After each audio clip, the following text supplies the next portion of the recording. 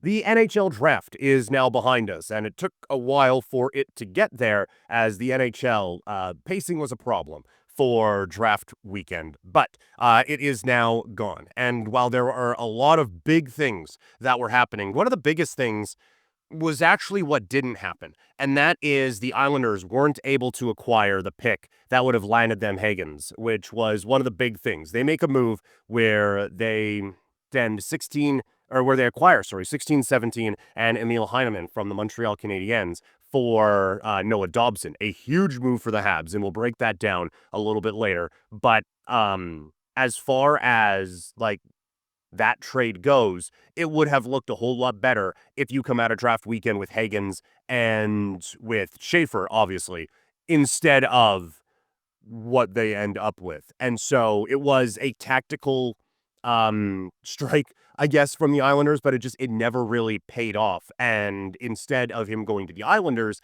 it is him going to the Boston Bruins. And for Boston, this makes a ton of sense on a number of different levels, right? Like, they are appearing to go into a new direction with this franchise. And to do that with a top level talent who played at Boston College, that just feels like a no-brainer for them. And if they are going into a new era here, I guess regardless of what era they are going into, they are going to need high-end talent, not organizational depth pieces. And the players that the Islanders end up getting at 16 and 17 aren't just org depth guys in the way that we use the term in baseball, but they aren't the high level that Hagens could be if he reaches the potential that a lot of people view of him. And that is where a lot of these trades, it doesn't always line up. We saw one work later on in the draft, and we will talk about that either today or tomorrow. But to use 16 and 17, that'll get us 6. It doesn't work that way. And it is nice to think that it works that way, but it doesn't work that way.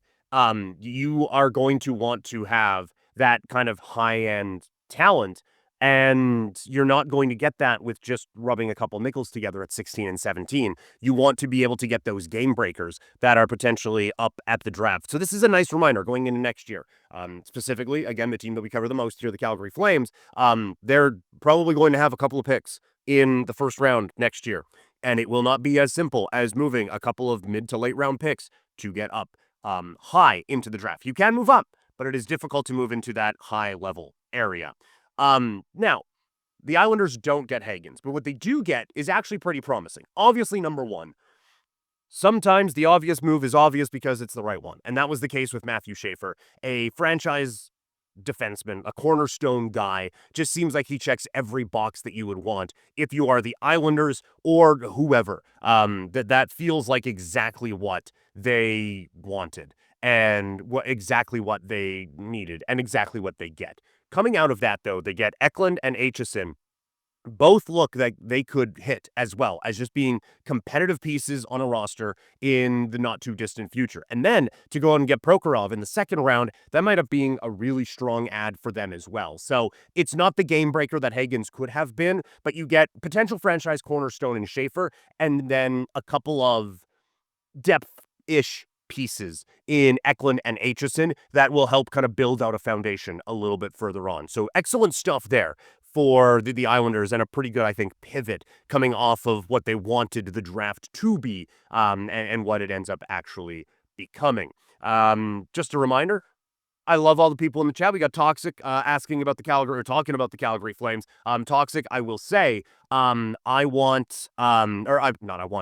going to talk about the Calgary Flames draft specifically here in just a couple of minutes. So we will get to that here in just a second. But we want more people in on the conversation. So share the video with your friends. And if you're listening in podcast form after, share the episode. And let's just spread the word of Couch Potato Diary as we are trying to build this thing here. A couple other draft picks that catch some attention early on. Desnoyers feels like a perfect fit for the Mammoth.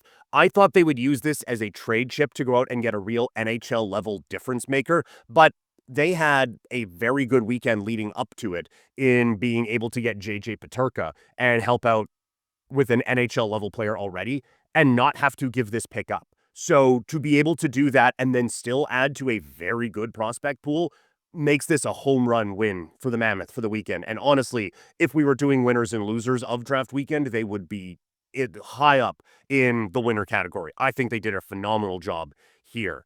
And it fits them perfectly. Like Desnoyers, not only are you building out a very good roster, but it does feel like they are building a culture as well, and one that should be able to get them to a high level. Like I am not saying that okay, lock in the Mammoth for a championship, but it appears like they are building a championship culture out there with um with this group. So a huge credit to them for what they have done and what they have taken on in all of this, and just some very, very smart building. Desnoyers, it gives them size. Sorry, seems like he fits really well with kind of the forwards they have in the system already, and so it just seems like it is excellent move after excellent move after excellent move for the Mammoth. The Sharks continue to build the right way as they land Misa. A foundation is now set in San Jose. With Misa, Celebrini, you have Will Smith, William Eklund, a couple young pieces on the blue line, Askarov between the pipes. They draft the other goalie there at the back end of the first round as well. I don't think that it is now, okay, we're set, let's take off and go. Because quite frankly, everyone is going to be doing that this offseason.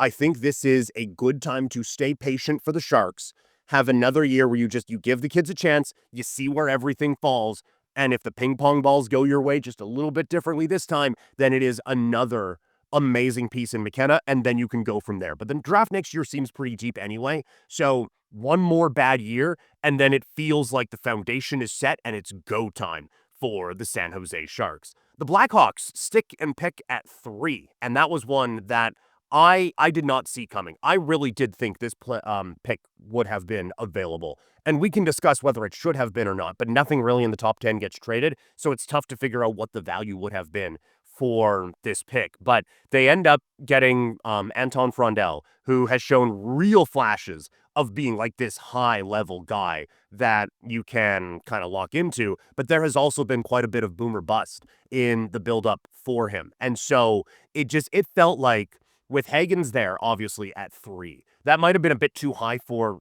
him to go. But with the Islanders looking to make a move to get back into that spot and having a few more win now type of pieces to play with, it felt like the Blackhawks could have been a good trade partner with them because, as we've talked about ad nauseum on this channel, this is a team that feels like it needs to really take a step here in the next little bit if they are going to like have people keep their jobs and maximize what they have in Connor Bedard. And so I am a little surprised that those two couldn't really come together with some type of a move where you have like the NHL readiness of a lot of pieces on the Islanders and a player that is available for the Islanders that it seemed like they really coveted. So I was a little surprised that those two didn't really come together for any kind of a move. Like I said, we're going to have a ton more draft content coming up here on the podcast, Couch Potato Diary, wherever you get your podcasts. Also available here on YouTube just for right now. We are in a bit of a rush. So going to move along here with things today.